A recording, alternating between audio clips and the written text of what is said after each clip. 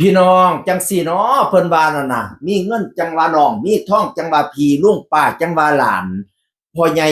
68 ปีถูกลอตเตอรี่3 ใบ18 ล้านอยู่อำเภอสันป่าตองจังหวัดเชียงใหม่ว่าแต่ถูกลอตเตอรี่ปั๊บพี่น้องหลายเตะโคบเต็มเฮียนเต็มชั้นก่อนหน้านี้พ่อใหญ่เราอยู่ผู้เดียวเด้อยู่บ้านเช่าบ้านเดือนละ1,500พี่น้องเอ๋ยบัดทีนี้มื้อเราสิโชคดีนั่น เราไปพ่อแม่ค้าคุ้มให้เราซื้อลอตเตอรี่ให้3 ใบเราก็ว่าบ่มีเงินมีแค่350 บาทแล้วเขาก็คุ้มเราเอาพี่น้องมาจ่ายที่หลังก็ได้พระบานั่นน่ะพอแต่ได้ลอตเตอรี่มาโอ้ยอีโนตกสางอีนางตกกียึงตกใจที่ไหนได้ถูกรางวัลที่1 3 ใบเป็นเงิน18 ล้านบาทพี่น้องเอ๋ยชื่อว่าลุงเจพะนะว่านั่นน่ะอยู่ตำบลบ้านแม่อำเภอสันป่าตองจังหวัดเชียงใหม่ป๊าดเจ้ามาโชคดีไทยอีพ่อเอ๋ยพ่อแต่หูข่าวว่าถึงลอตเตอรี่พี่น้องบ้องไปแต่โคกไปอยู่น้ำข่อยบอไปอยู่น้ำข่อยบอไปอยู่น้ำข่อยแนบเปียงไปอยู่น้ำข่อยแนบเปียงก่อนหน้านี้เช่าบ้านอยู่ผู้เดียวพี่น้องเอ๋ย68 ปีแล้วนะเดือนละ1,500ก็ยังมาแต่ว่าทั้งราชการก็มีโครงการสิสร้างบ้านหลังเล็กๆให้เราอยู่ในมูลค่า40,000 บาทในที่ดินของญาติเตรียมสิดำเนินการแล้วดิแต่เราหังมาถือลอตเตอรี่ก่อนบัดนี้เนี่ยบัดนี้นี่บ้านเช่านั่นก็มีผู้ใหญ่บ้านก็เลยบอกมาแนะนำว่าให้เราซื้อบ้านเช่าไว้ซะเปียงเขาสิขาย2 ล้านนั่นน่ะเอาไว้เก็บนั่นค่าเช่ากินก็ได้พะนะว่านั่นน่ะจักว่าเราสิซื้อบ่ซื้อพี่น้องเอ่ย แต่ว่าพี่น้องนั้นหลายจังเตะโกบโอ้ยเนาะจังสี่ล่ะถูกเพิ่นบ่ว่าดีมีเพิ่นจังว่าพี่น้องลุงป้าจังว่าหลานพี่น้องเอ๋ยเมื่อมั่งมีมากมายมิตรหมายมองเมื่อหม่นมองมิตรมองเหมือนหมูหมาเมื่อไม่มีมวลมิตรไม่มองมาเมื่อมอดม้อยแม้หมูหมาไม่มามองเมื่อมั่งมีมากมายมิตรหมายมองเตะโกบผู้แรก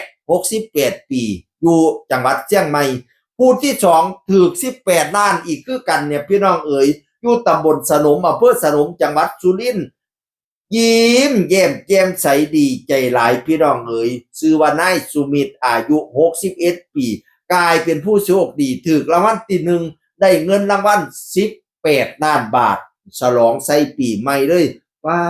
ด4612523 ใบรวดพี่น้องเอ๋ยเราบอกว่าก้อนหน้านี้บ่ได้ฝันอะไรทำไมเลยอยู่ปกติธรรมดาบ่มีร่างบอกเหตุอะไรทำไมเลยสิไปซื้อเลข25มันบ่มีก็เลยหยิบเอา52บ่นึกบ่ฝันเลยว่าสิกลายเป็นเศรษฐีพี่น้องเอ๋ยเพราะแต่ฮู้ว่าถูกรางวัลที่1ถึงกับอึ้งไปชั่วขณะส่วนภรรยาของนายสุมิตรดีใจจนเกือบน้ำตาไหลโผเข้าทั้งกอดทั้งหอมผัว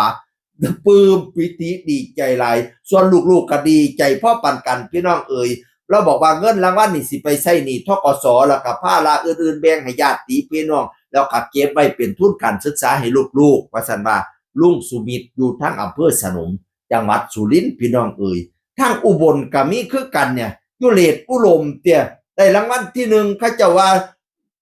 มาเดชอุดม2 งวดแล้วดิ ปาดปะไดสิมาจังหวัดเลยบ้านข่อยแหน่สูเบิ่งแล้วยิ้มดีอกดีใจทั้งอุบลอยู่เดชอุดมอันนี้คือว่าวารินสำราบบ้านเฮาตกลงอยู่เดชอุดมอยู่วารินแต่จังไดก็อยู่อุบลนั่นล่ะพี่น้องดีใจนำเด้อผู้ถูกลอตเตอรี่ก็ได้ผู้บ่ถูกก็ท่าต่อไปสิฮอดคิวเฮาอยู่ติก่อนสิม้อยละแมงนี่น่ะข่อยท่าอยู่เด้อข่อยท่าอยู่เด้อเกินเกินเครื่องร้อยแล้วดิให้ข่อยถูกนำเขาจักเที่ยได้แหมง มางวดได้ก็โอ้ยเนาะเฮ้ยไก่ปลาแม่นโคกอยู่โคกผีปลาหิวปลาใดเนาะสิมามอโตว่าเฮ้ยบ่งวดใดก็งวดหนึ่งดอกเนาะตราบใดรัฐบาลบ่เซาขายเฮาก็บ่เซาซื้อสู่ต่อไปข้อยน่ะเป็นผู้สนับสนุนหลักอย่างเป็นทางการกับรัฐบาลไทยอย่างถูกต้องเสียคือคนเก่าเว้าสู่ฟังสวัสดีครับสวัสดีครับ